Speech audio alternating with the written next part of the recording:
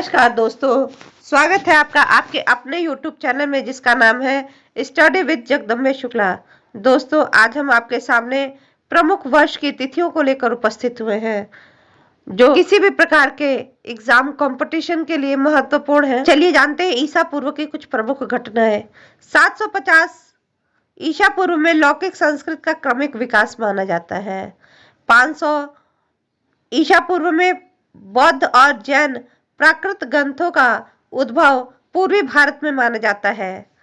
400 ईसा पूर्व में पाणिनि द्वारा अष्टाध्यायी, जो संस्कृत व्याकरण की प्रमुख पुस्तक है, का प्रचलन पश्चिम भारत में हुआ, जिसमें वैदिक संस्कृत से पाणिनीय संस्कृत, जो लौकिक संस्कृत है, में स्वरूप परिवर्तन की झलक दिखाई देती है। 322 ईसा पूर्व में मौर्य सम्राटों के प्राकृत भाषा में उत्कीर्ण ब्राह्मी लिपि के शिलालेख मिलते हैं, जबकि 320 गुप्त लिपि का उद्भव ब्राह्मी की उत्तरी शैली से माना जाता है, जो कि 5वीं सदी ईस्वी तक प्रयुक्त होती रही। 400 ईस्वी में कालिदास प्रणीत ग्रंथ विक्रमोर्वशीय में अपभ्रंश का प्रयोग देखा जाता है। 550 ईस्वी में वल्लभी नरेश धरसेन के शिलालेख में अपभ्रंश साहित्य को विशेषता प्रबंध रचना के रूप में देखा जाता है। 769 ईस्वी में सिद्ध कवि सरहप्पा, जो कि हिंदी के सर्वप्रथम कवि माने जाते हैं, उनके द्वारा दोहा कोश की रचना की गई।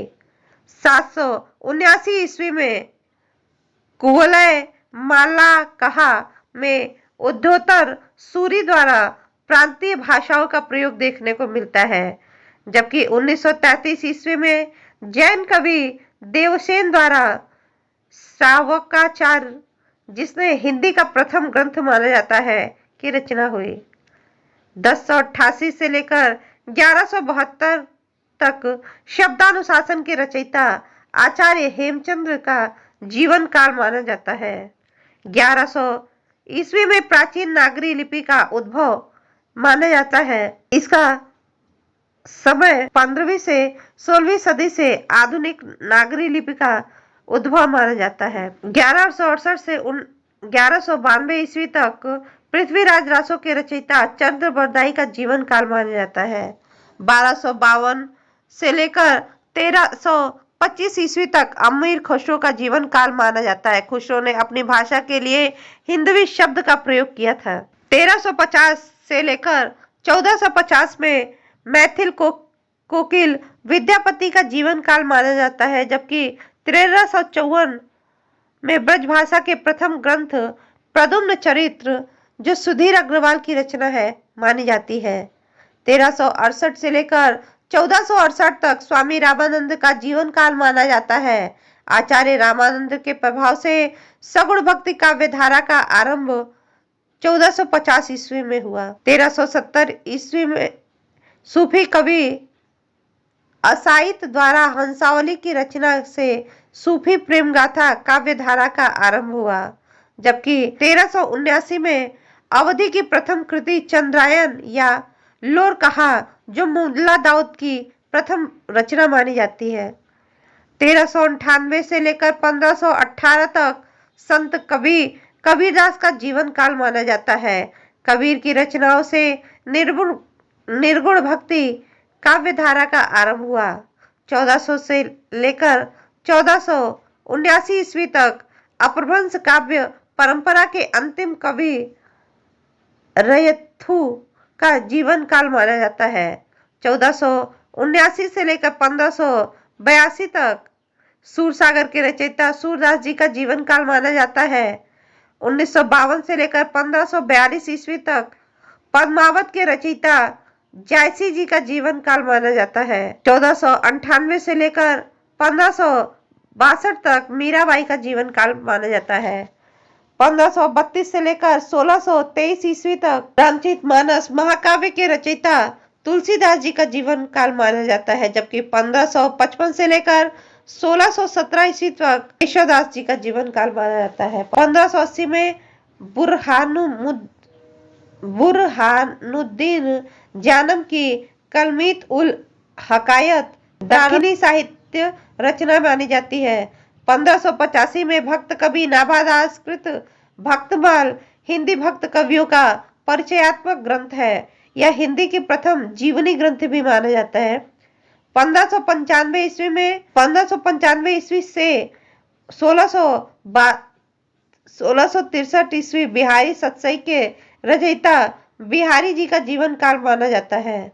1595 ईस्वी से 1663 ईस्वी तक बिहारी सतसई के रचयिता बिहारी जी का काल माना जाता है, जबकि 1604 में आदि ग्रंथ में सिखों के 5वें गुरु अर्जुन देव द्वारा अनेक कवियों की रचना का संग्रह किया गया। 1609 ईस्वी से 1685 ईस्वी तक चिंतामणि का जीवन काल माना जाता है, जबकि 1623 में जटमल रचित गोरा बादल की कथा खड़ी बोली गद्य की प्रथम रचना मानी जाती है।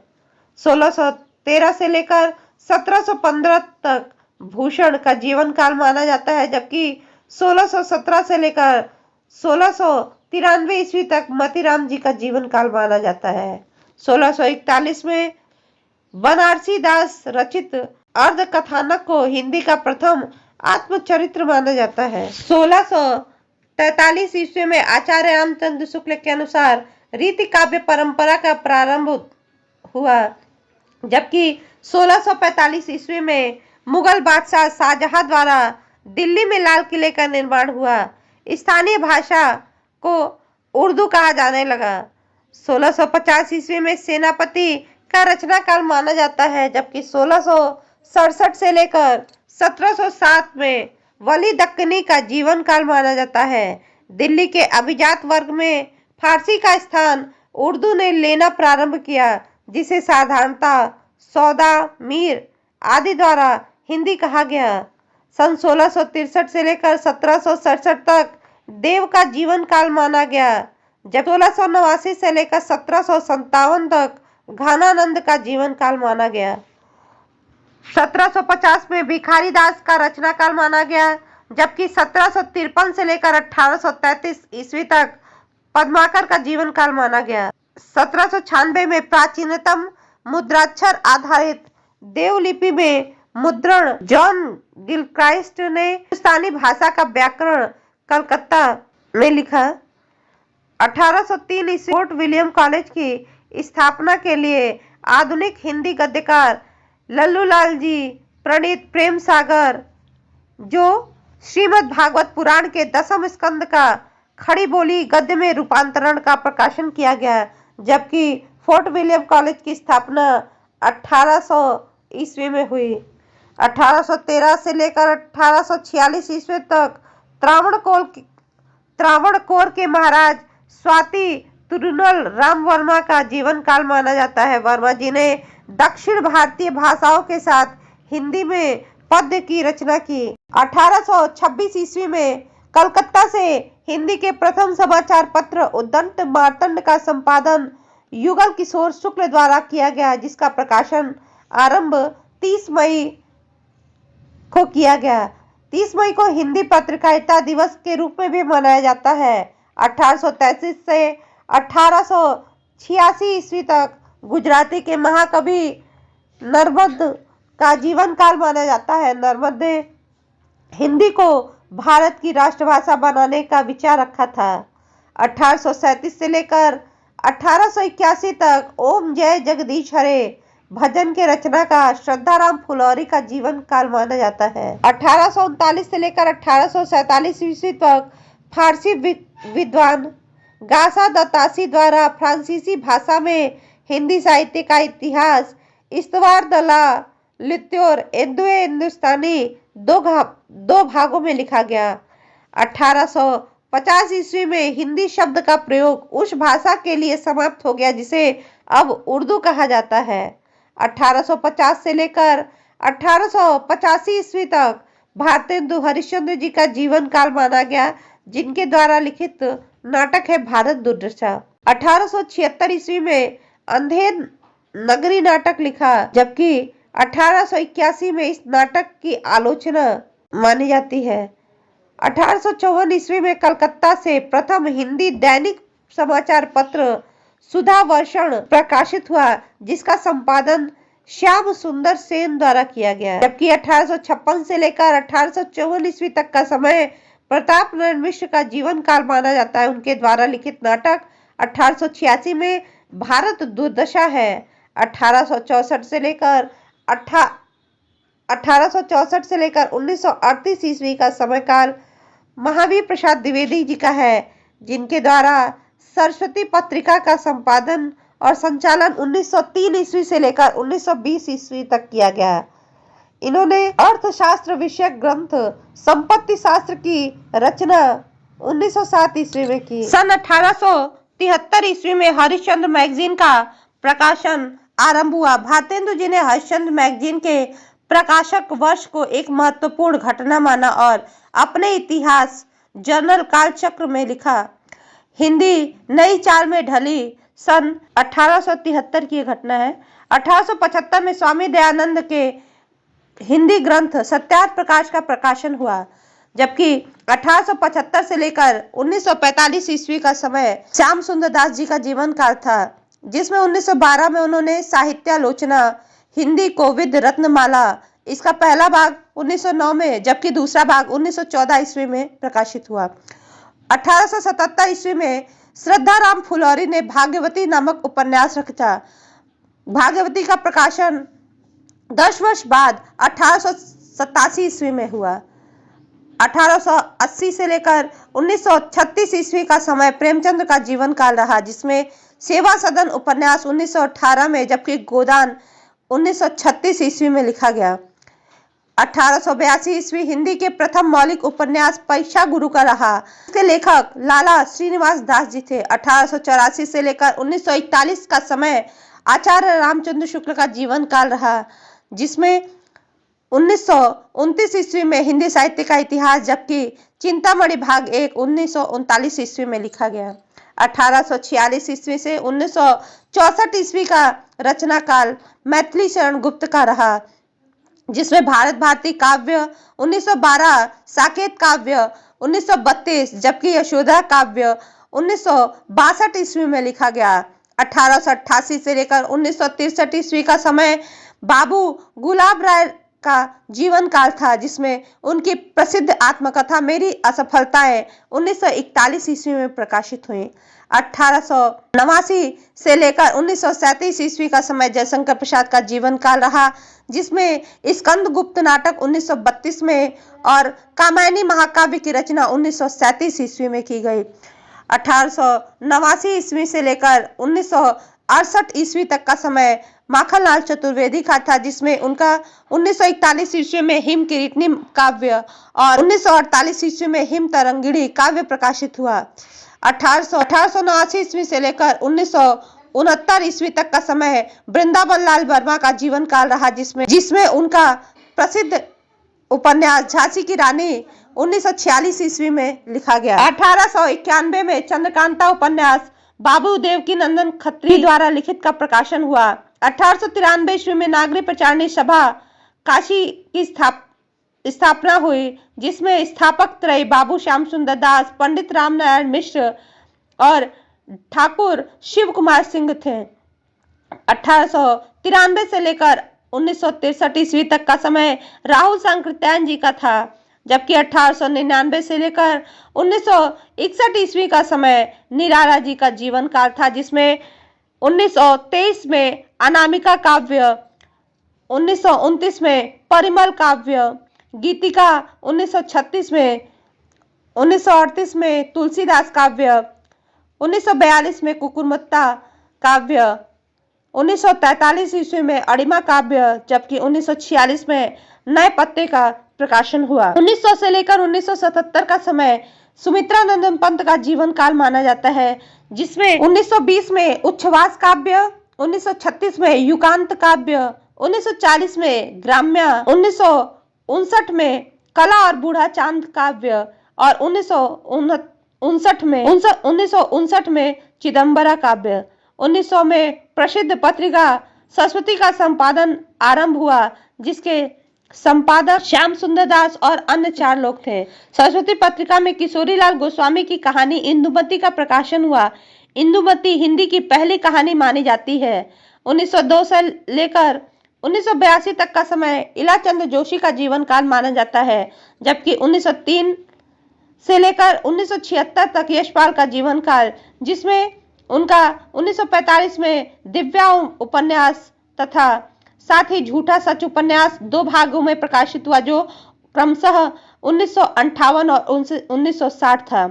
1903 में भगवती चरण वर्मा का जीवन काल माना जाता है, जिसमें उनका प्रसिद्ध उपन्यास 1934 में चित्रलेखा लिखा गया। 1905 में चंद्रकांता संतति उपन्यास का प्रकाशन वर्ष था। 1905 से लेकर 1988 तक का समय जैनेन्द्र का जीवन काल माना जाता है, जिसमें उनकी का प्रमुख उपन्यास 1937 में त्यागपत्र माना गया। 1906 से लेकर 1967 तक नंद दुलारे वाजपेयी का जीवन काल माना गया, जबकि 1907 से लेकर 1987 तक महादेवी वर्मा का जीवन काल माना जाता है, जिसमें उनकी प्रमुख कृतियां निहार, रश्मि, नीरजा थी। 1907 से लेकर 1989 आचार्य हजारी प्रसाद द्विवेदी का जीवन काल माना जाता है, जिसमें 1940 में हिंदी साहित्य की भूमिका और 1940 में ही कवि प्रसिद्ध रचनाएं हैं। 1907 से लेकर 2003 तक हरिवंश राय बच्चन का जीवन काल माना जाता है, जिसमें उनकी 1935 ईस्वी में मधुशाला काव्य प्रमुख है। 1908 से लेकर 1974 तक का जो समय है वह रामधारी सिंह दिनकर जी का है, जिन्होंने कुरुक्षेत्र महाकाव्य की रचना 1940 में, रश्मि रथी काव्य 1952 में, जबकि उर्वशी काव्य 1961 में, साथ ही निबंध 1956 में संस्कृति के 4 अध्याय लिखा। 1909 में कविता क्या इस निबंध का सरस्वती पत्रिका में प्रकाशन हुआ, जो आचार्य रामचंद्र शुक्ल द्वारा लिखी गई। 1910 से लेकर 1996 तक का समय उपेंद्र नाथ अश्क का जीवन काल रहा। 1910 से लेकर 1998 तक का समय नागार्जुन जी का जीवन काल रहा। 1911 से लेकर 1987 तक का समय अज्ञेय का जीवन काल रहा, जिसमें उनका प्रमुख उपन्यास शेखर एक जीवनी, जो 2 भागों में प्रकाशित हुआ, वह क्रमशः है 1941 और 1944। इसके साथ ही 1967 में कितनी नावों पे कितनी बार काव्य का प्रकाशन हुआ। 1912 से लेकर 2009 तक विष्णु प्रभाकर का जीवन काल माना जाता है, जिसमें 1974 में उनकी प्रसिद्ध जीवनी आवारा मसीहा, 1992 में उनका उपन्यास अर्धनारीश्वर लिखा गया। 1912 से लेकर 2000 तक का समय रामविलास शर्मा जी का जीवन काल माना जाता है, जिसमें उनकी रचना निराला की साहित्य साधना जो आलोचना थी, वो पहला 1969 और दूसरा 1972 और तीसरा 1976। 1913 में दादा साहब फाल्के ने हिंदी चित्रपट के इतिहास में राजा हरिश्चंद्र नामक प्रथम हिंदी चलचित्र का निर्माण किया। 1914 में खड़ी बोली हिंदी के प्रथम महाकाव्य प्रिय प्रवास का अयोध्या सिंह उपाध्याय हरिओ जी द्वारा प्रकाशन किया गया। 1915 में महात्मा गांधी जी ने दक्षिण भारत हिंदी प्रचार सभा की स्थापना मद्रास में की। उसने कहा था, कहानी चंद्रधर शर्मा गुलेरी जी की सरस्वती पत्रिका में इसी वर्ष छपी। 1916 से लेकर 1990 तक का समय अमृतलाल नागर का जीवन रहा। 1916 में जूही की कली कविता निराला के द्वारा प्रकाशित की गई। 1917 से लेकर 1964 में मुक्तिबोध का जीवन काल रहा, जिसमें उनकी प्रसिद्ध रचना 1964 में चांद का मुख टेढ़ा है काव्य है। 1918 में मराठी भाषी लोकमान्य बाल गंगाधर तिलक ने कांग्रेस अध्यक्ष की हैसियत से घोषणा की कि हिंदी भारत की राजभाषा होगी। 1921 में हिंदी व्याकरण पंडित कामता प्रसाद गुरु द्वारा लिखा गया, उसका प्रकाशन हुआ। 1921 से लेकर 1977 का जो समय था वह फणीश्वर नाथ रेणु का जीवन काल रहा, जिसमें उनकी प्रसिद्ध उपन्यास 1964 में लिखा गया मैला आंचल।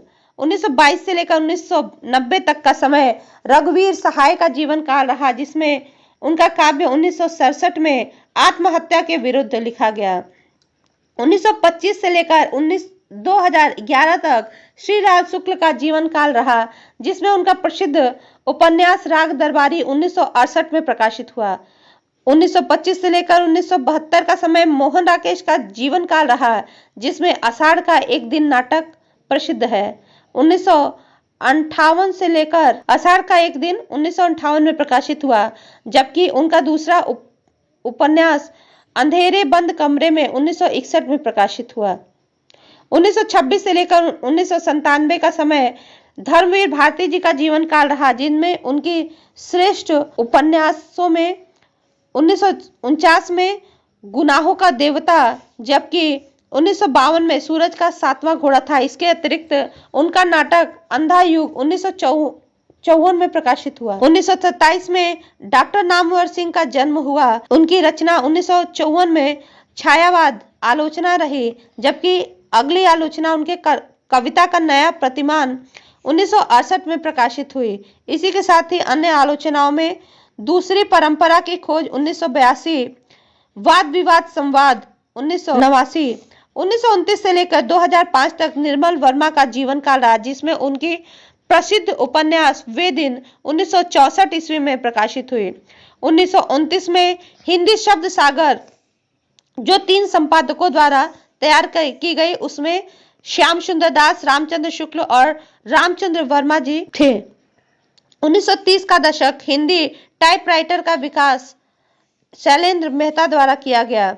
1931 में हिंदी की पहली बोलती फिल्म आलम आरा, निर्माता इसके आरदेशिया ईरानी थे, पर्दे पर आई। 1934 में चित्रलेखा उपन्यास भगवती चरण वर्मा द्वारा प्रकाशित हुई।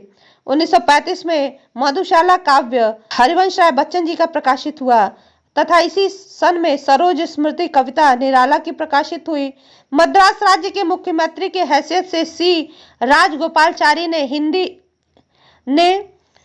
हिंदी शिक्षा को अनिवार्य किया। 1936 में गोदान का उपन्यास 1936 में प्रेमचंद्र द्विवेदी द्वारा लिखित उपन्यास गोदान का प्रकाशन हुआ और इसी सन में राम की शक्ति पूजा निराला जी द्वारा प्रकाशित हुई और इसी सन में ही प्रगतिशील लेखक संघ की स्थापना हुई। 1937 ईस्वी में प्रसाद जी द्वारा लिखित कामायनी काव्य का प्रकाशन किया गया और इसी सन में ही त्यागपत्र उपन्यास का भी प्रकाशन हुआ। 1943 ईस्वी में तार सप्तक का प्रकाशन हुआ तथा 1944 ईस्वी में परिमल की स्थापना की गई। 1949 में 14 सितंबर 1949 को संविधान सभा ने हिंदी को सभा की राजभाषा के रूप में स्वीकार किया। प्रत्येक वर्ष 14 सितंबर को हिंदी दिवस के रूप में मनाया जाएगा, जबकि 26 जनवरी 1950 को भारत का संविधान लागू हुआ। तदनुसार उसमें किए गए भाषाई प्रावधान में अनुच्छेद 120, 210, 343 से 351 तक एवं 8वीं अनुसूचित में इसे लागू किया गया।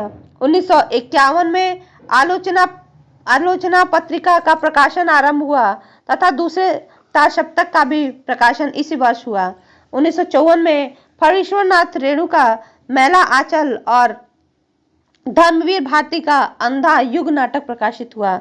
1955 में प्रथम राजभाषा आयोग की स्थापना की गई, जिसमें बाल गंगाधर बीजी खेर आयोग का गठन 7 जून को किया गया। 1957 में प्रथम राजभाषा समिति गोविंद बल्लभ जीबी पंत समिति का गठन 16 नवंबर को किया गया। 1958 में हिंदी शब्दानुशासन का प्रकाशन पंडित किशोरी दास वाजपेयी द्वारा किया गया। 1960 में केंद्रीय हिंदी निदेशालय हिंदी नई दिल्ली की स्थापना की गई।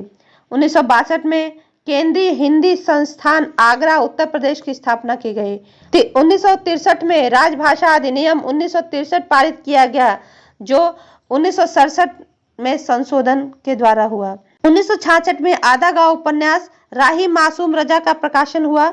1967 में केंद्रीय हिंदी समिति नई दिल्ली की स्थापना की गई। 1968 में संसद द्वारा संकल्प पारित हुआ।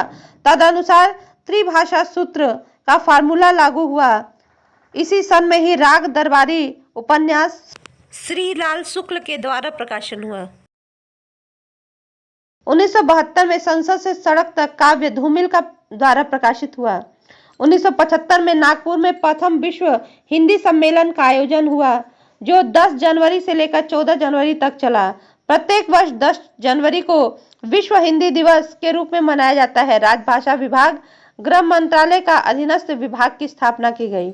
इसी सन साए में धूप हिंदी गजल संग्रह दुष्यंत कुमार जी द्वारा प्रकाशित किया गया। 1976 में भारत सरकार द्वारा राजभाषा अधिनियम पारित हुआ जो यथा संशोधित थी, जिसमें प्रधान राजभाषा हिंदी और सहज राजभाषा अंग्रेजी और अन्य प्रादेशिक भाषाओं के प्रयोग हेतु नियम दिए गए। 1977 में संयुक्त राष्ट्र संघ यूएनओ में हिंदी में पहली बार अटल बिहारी वाजपेयी जी ने भाषण दिया, जिसकी तिथि 4 अक्टूबर थी।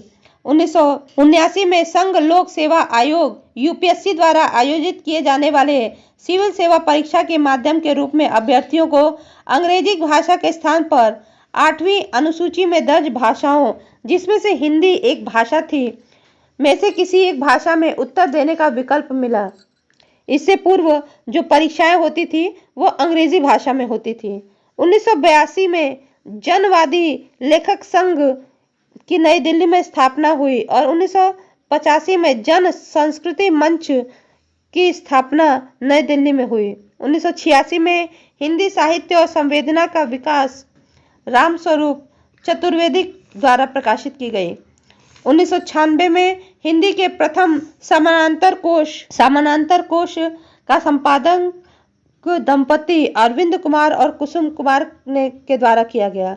हिंदी साहित्य का दूसरा इतिहास इसी साल बच्चन सिंह द्वारा प्रकाशित किया गया। 1997 में हिंदी के प्रथम अंतर्राष्ट्रीय विश्वविद्यालय महात्मा गांधी का अंतर्राष्ट्रीय हिंदी विश्वविद्यालय वर्धा महाराष्ट्र की स्थापना की गई। 2003 के द्वारा संविधान की 8वीं अनुसूची में हिंदी को एक बोली मैथिली को स्थान दिया गया। मैथिली हिंदी क्षेत्र की बोलियों में से 8वीं अनुसूची में स्थान पाने वाली पहली बोली है। 2007 में अमेरिका न्यूयॉर्क में 8वें विश्व हिंदी सम्मेलन का आयोजन किया गया, जिसका समय 13 जुलाई से 15 जुलाई तक था। 2012 में जोहानसबर्ग, जो कि दक्षिण अफ्रीका में स्थित है, 9वें हिंदी सम्मेलन का आयोजन किया गया, जिसका समय 22 सितंबर से 24 सितंबर तक था। धन्यवाद। यदि आपको ये वीडियो अच्छा लगा हो तो प्लीज़ इसे लाइक शेयर सब्सक्राइब करना ना भूलें।